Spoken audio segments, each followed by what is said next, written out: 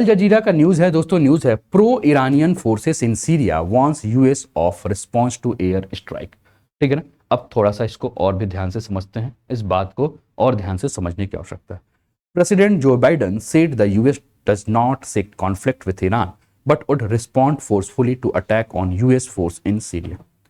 दोस्तों आपको याद होगा, अभी हम लोग ये इस टॉपिक को चर्चा कर रहे थे, तो हमने कहा कि कल हमने एक चर्चा की थी। चर्चा क्या की थी कि सऊदी अरब और सीरिया के बीच हालात जो हैं वो सामान्य होने वाले हैं, और ईद के बाद, क्योंकि इस समय इस्लाम धर्म का सबसे पवित्र महीना यानी कि रमादान, जिसको हम बोलचाल की भाषा में रमजान कहते हैं, वो महीना चल रहा है, सबसे पाक महीना है।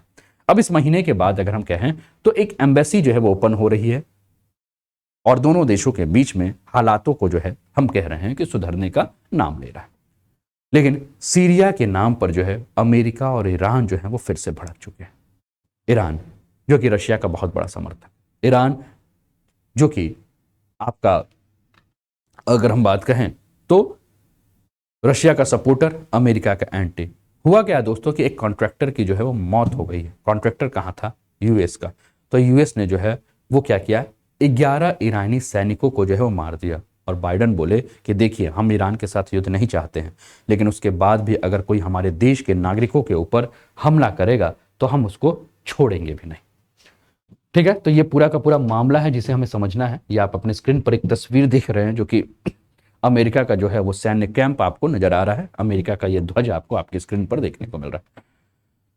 सीरिया में दोस्तों 23 मार्च को ईरान और अमेरिका के बीच एक एयर स्ट्राइक देखने को मिला। राष्ट्रपति जो बाइडन है वो बार बार बयान दे रहे हैं। राष्ट्रपति बाइडन कनाडा की यात्रा पे है, और बाइडन कहा कि देखिए, हम कहीं से पीछे नहीं हटेंगे, हम अपने नागरिकों की रक्षा के लिए कड़ी से कड़ी कार्रवाई करेंगे।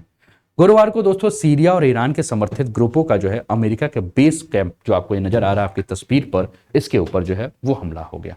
इसमें एक अमेरिकी कॉन्ट्रैक्टर जो है वो मारा गया, और वहीं 6 जो आपके जवान हैं अमेरिका के वो घायल हो गए। अमेरिका के मुताबिक इस हमले में ईरान ने अपना ड्रोन जो है वो इस्तेमाल किया है, और हमले के जवाब में अमेरिका ने अपना F-15 जो इसका फाइटर जेट है उससे ईरान के बेस पर जो है वो एयर स्ट्राइक कर दी। ईरान के अधिकारी जो है वो सीधे ये कह रहे हैं कि इस हमले में उनके 11 सैनिकों की जो है वो मृत्यु हो गई है। अमेरिका का जो सेंट्रल कमांड है उसके मुताबिक ईरान ने दोबारा 10 बार मिसाइल से अटैक किया है अमेरिका के कैंप पर, जिसमें 2 महिलाएं और बच्चों को जो है वो मामूली चोट आई। अमेरिका के बेस पे कहा जा रहा है कि 3 ड्रोन से हमले किए गए हैं, 5 रॉकेट हमले।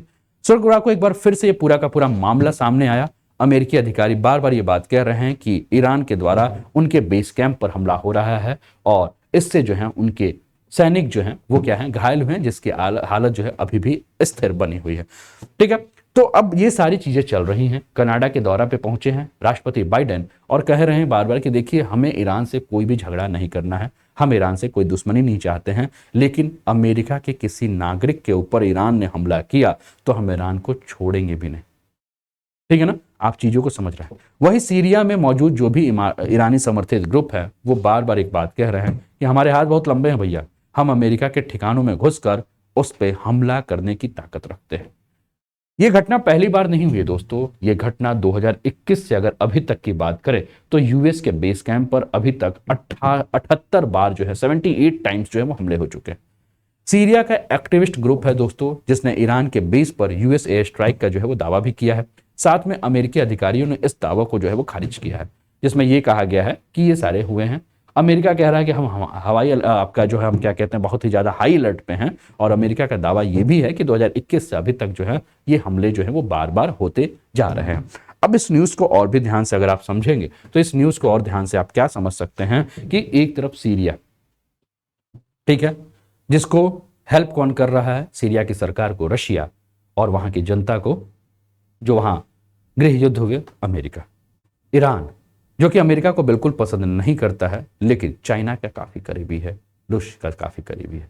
तो आप देख रहे हैं युद्ध यूक्रेन और रशिया का है, लेकिन युद्ध कहीं ना कहीं हम क्या देख रहे हैं कि अमेरिका, ईरान और सीरिया के मामलों में भी फिर से जो है वो अग्नि लग रही है, फिर से जो है वो अशांत का माहौल जो है वो फैलना शुरू हो गया है। तो मैं बार बार यही कह रहा हूं, कहीं ऐसा तो नहीं कि हमारा विश्व जो है वो तृतीय विश्व युद्ध की तरफ जो है वो जा रहा है। आपको क्या लगता है? कमेंट करके जरूर बताएं। दोस्तों इस समय आप जुड़े हैं अनअकैडमी, और अनअकैडमी पर आपको काफी सारे ऑफर्स हैं, आप इसका लाभ उठा सकते हैं। अनूप 10 कोड का अगर आप यूज करते हैं तो आपको आपके फी में जो है वो ऑफ मिलेगा। ठीक है, इस समय अनअकैडमी के यूपीपीएससी पे अप टू 40% का ऑफ मिल रहा है, इसका आप लाभ उठा सकते हैं, है ना। अचूक नाम से एक क्रैश कोर्स चल रहा है, इसका आप लाभ उठा सकते हैं। पीसीएस के लिए जो है सीसेट का एक बैच चल रहा है, इसका आप लाभ उठा सकते हैं। काफ़ी सारे एडवांटेज हैं, अभी न्यूज़ और भी है, उस पर भी हम चर्चा करेंगे।